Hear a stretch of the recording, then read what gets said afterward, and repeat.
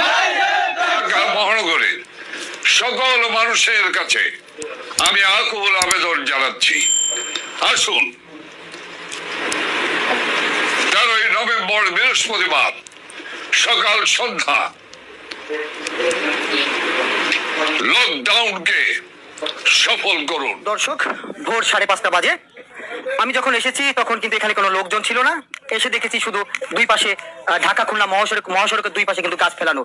তারপরে আমি দেখতে পারি যখন আস্তে আস্তে একটু বেলাটা বেরিয়ে আসে তখন কিন্তু নিষিদ্ধ কার্যক্রম আওয়ামী লীগের নেতৃবৃন্দ তারা কিন্তু এখানে এসে তারা স্লোগান দেয়। আমি আপনাদেরকে দেখানোর চেষ্টা করছি, আমি যেখানে দাঁড়িয়ে আছি ফরিদপুরের ভাঙ্গা উপজেলার আলগি ইউনিয়নের এবং হামিদদি ইউনিয়নের মাঝামাঝি, যেটাকে বলে সুয়ারদি বাস স্ট্যান্ড, সুয়ারদি পাম্পের সামনে কিন্তু আজকে এই নিষিদ্ধ কার্যক্রম আওয়ামী লীগের কিন্তু স্লোগান চলছে। এবং আপনারা জানেন যে 13 তারিখ ঘিরে, আজকে কিন্তু 13 তারিখ, এই 13 তারিখ ঘিরে কিন্তু আজকে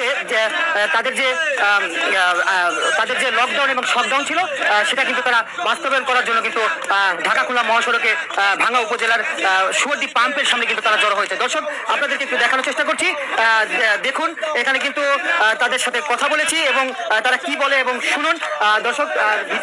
ইনশাআল্লাহ আল্লাহ যদি সহায় থাকে এই তারিখে চলে আসবে। চর্চা বলো, চর্চা বলো, সামনে থেকে পিছনে থেকে তলে তলে তালির সাথে তালে মিলাইয়া সহযোদ্ধা ভাইরা, এরই মধ্যে জননেত্রী শেখ হাসিনা সারা দেশব্যাপী লাগাতার কর্মসূচি ডাক দিয়েছেন। কর্মসূচি চলবে মানে অনির্দিষ্টকালের জন্য। তথা আপনারা যারা আছেন এই মুহূর্তে রাজপথে, বিশেষ করে আমাদের আন্তর্জাতিক বিমানবন্দরের দিকে সবচেয়ে বেশি নজর রাখুন। দেখছেন এরই মধ্যে ইউনূস দুপুরে জাতির উদ্দেশ্যে ভাষণ দেবেন, তথা ও কিন্তু যে কোনো সময় পালাই যাবে দেশ থেকে। ওকে পালাই যাওয়ার কোনো সুযোগ কিন্তু দেওয়া যাবে না, যে কোনো ভাবেই হোক না কেন। একজন উপদেষ্টা যেন দেশ থেকে পালাই যেতে না পারে, একজন সমন্বয়ক, গুইনা 151 জন সমন্বয়ক এবং যতগুলো উপদেষ্টা আছে কেউ যেন দেশ থেকে ভাইকে না যেতে পারে।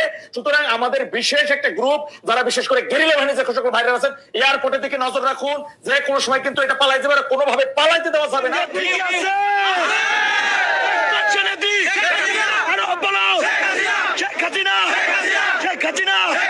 শেখ হাসিনার কিন্তু